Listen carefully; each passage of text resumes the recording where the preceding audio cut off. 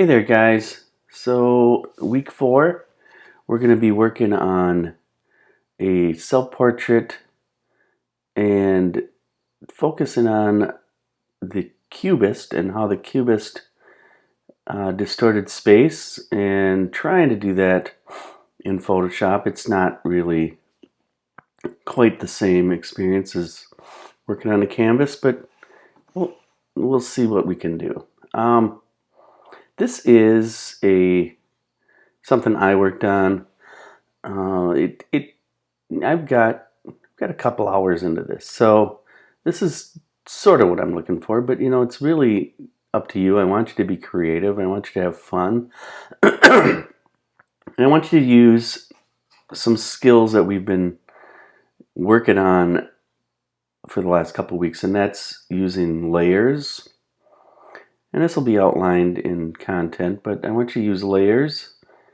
I want you to be able to use selections, bring in photos and outside images, and combine them, using selections.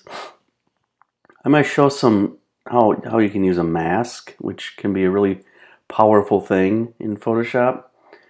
And of course, just simple shapes are another thing I think everybody should be still using, because they can add a lot of nice contrast to the photography. And then using colors, somehow, dynamic colors, adding color, and that sort of thing.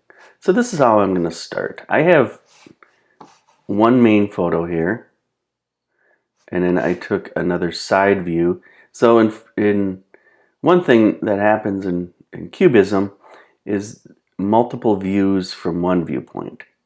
So can you do that with this? And I think we could.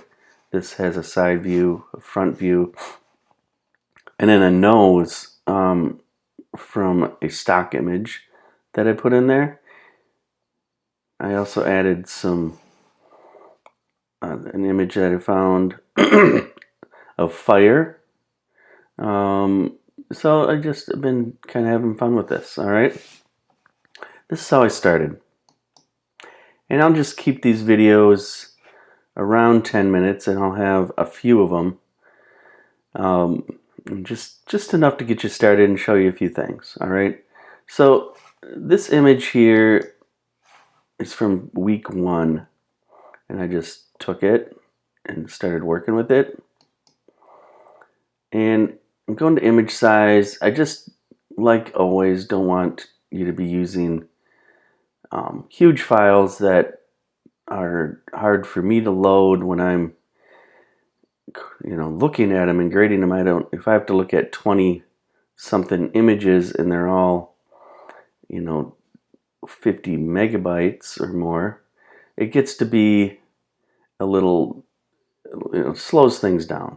And then also in our discussions, when your classmates are looking at them, you don't really know if they have really great internet either. So sometimes we have to keep things small. We're not printing these. If you ever want to print things, you can always work larger and then save it down for uploading. So if you want to print these, make them 300. That's fine. I don't care about that. Right now it's 72. It's 24 by 32.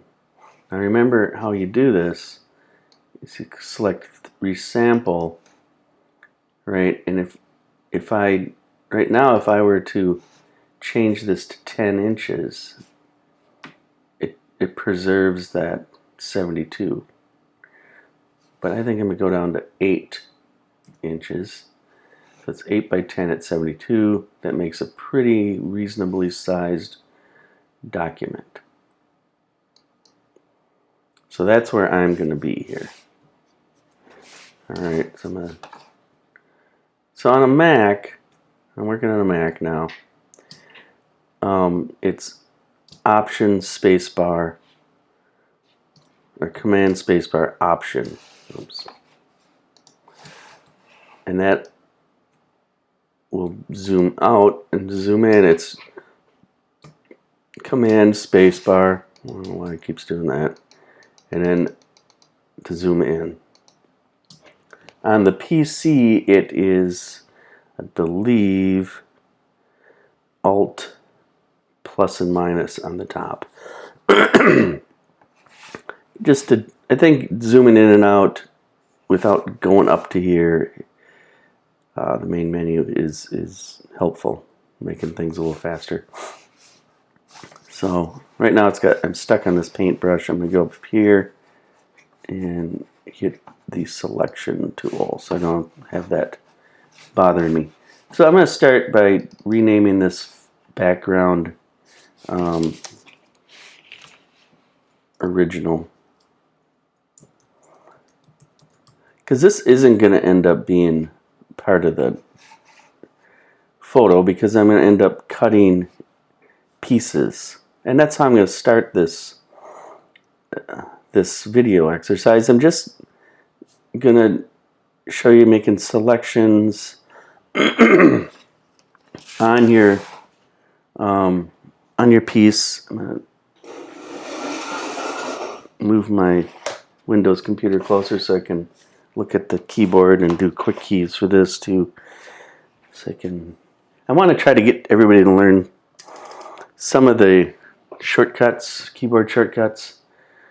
All right, so the first thing I'll do is think about how the cubist broke up space. All right, so I'm going to go to the shape tools down here.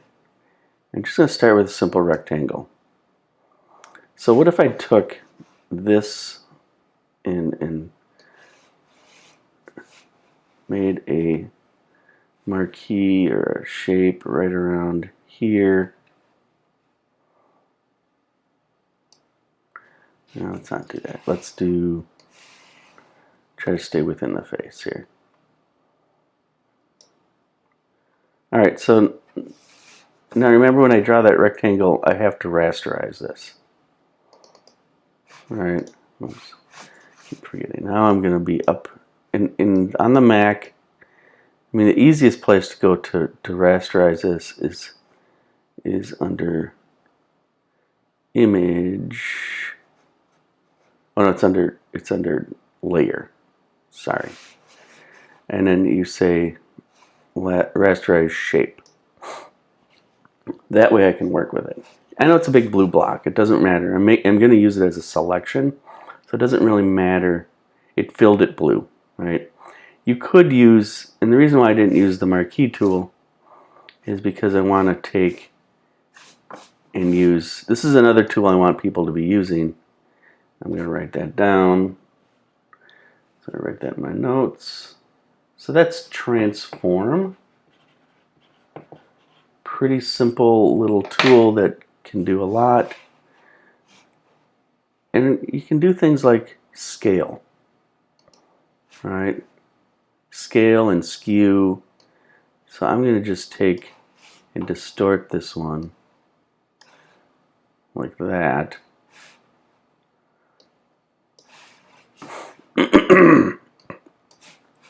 So now I'm going to make this a selection, and on the Mac, remember, it's Command and hover over the image on your layers palette and click, and it makes a selection. Now I can just take and hide that. I don't need that right now. And it's Command J on the Mac or Control J on Windows. Face selected, Command J. And it's going to make a, what it's going to make is it's going to cut out a little shape of your face. Alright, so now what can you do? You've got, if you go over to this layers palette, you have this, you want to name this. I'm just going to start naming them like face 1, face 2, whatever. Right face or something. So I know it's kind of the right side of my face. And now I can take that shape, make sure I'm selected, I can go back over here to the transform palette. You can do anything you want to this little piece here. You can use any of these transform tools. This is what's called the warp, which is kind of a fun one.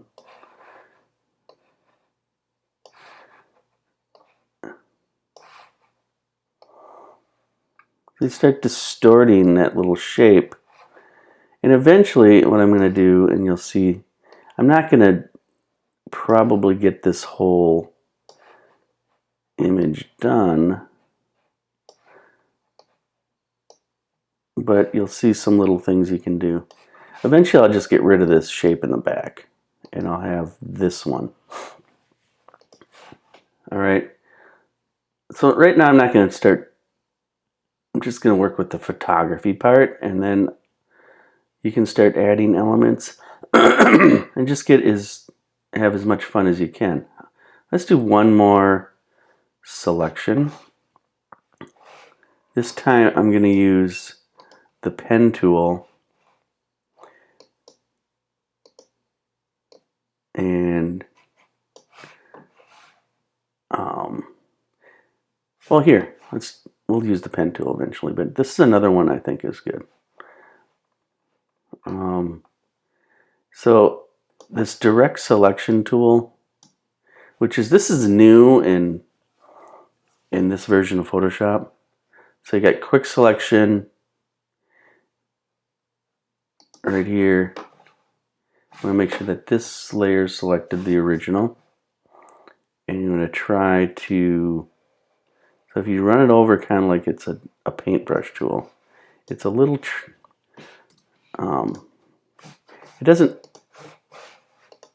it just depends on the shape. I'm going to deselect that. Let's try that again.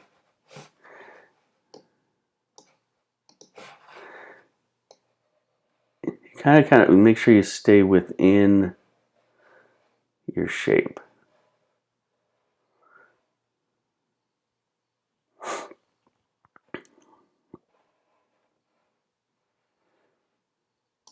So it's the same thing. It doesn't matter how precise this is. You can actually add to this a selection, and I can show you how to do that.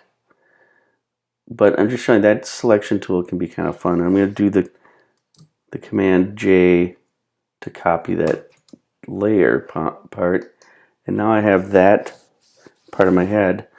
This is going to get so distorted that it doesn't matter if these selections aren't that precise. Alright. So if you can do this and start breaking up the shape a little bit, so you can see what else we need to select.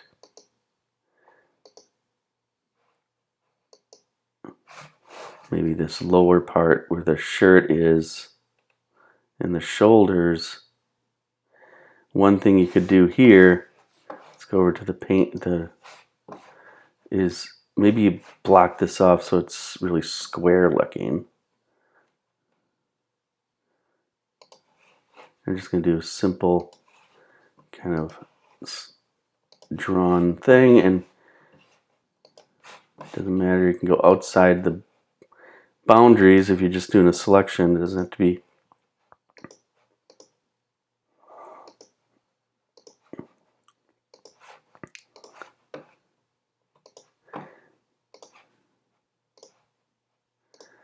so now I'll take and make, remember when you draw with the pen tool, you're going to have to go to paths, and you get the name, I'm going to say shoulders, and now this is a working path, or I can make this a selection. Go back over to layers, make sure that my original is selected, and you can do that Command J again. And now I'm starting to break this up a little bit.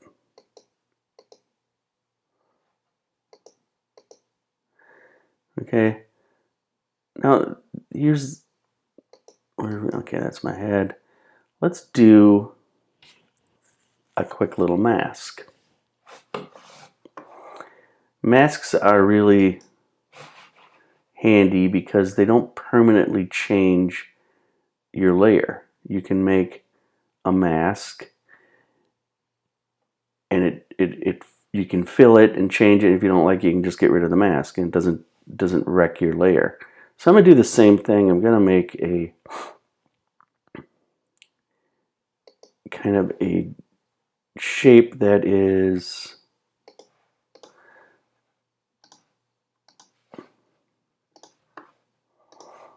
kind of irregular. And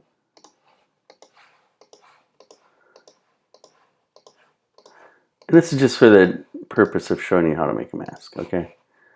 Now again, I have this path. And I'll say head, all right? You got to name these so you can kind of keep track of them. And again, make a selection. Go back to layers. Go to this layer that has the cutout. Select it. And down here, when you have a selection made, this third icon over it looks like a box with a hole in it. Click on it, and you make a mask. So what that is, if you look at the layer, is the black area you can't see, well, you won't be able to see, and the white area is really where the selection was, and that's you can see through. So what does that do for you? You can take, actually let me Command Z this, undo. You can make a new layer. Let's do this. There's a new layer. It's on top of this head here. And make a mask on that one. Okay.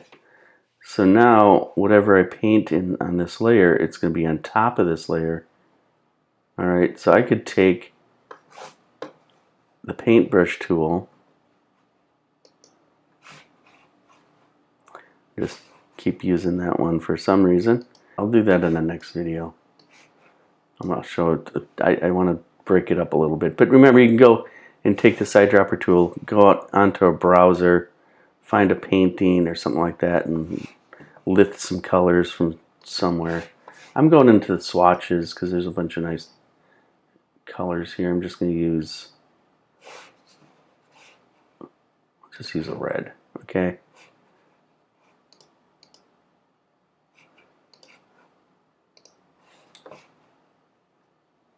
All right, so now I'm going back to the paintbrush tool.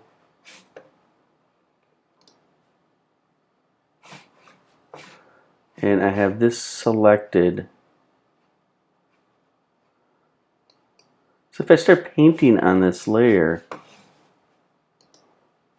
it's going to stay within that mask. All right.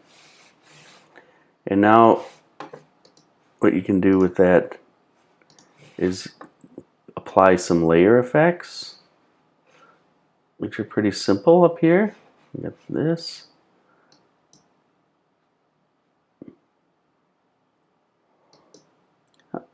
And you can change things a little bit. Kind of go through here and see if you find ones, something that's kind of interesting. There's overlay. You can change the opacity so it's not too terribly dark, but we're going to end up doing quite a bit and changing quite a bit on this. So I guess that is where I'm going to leave this.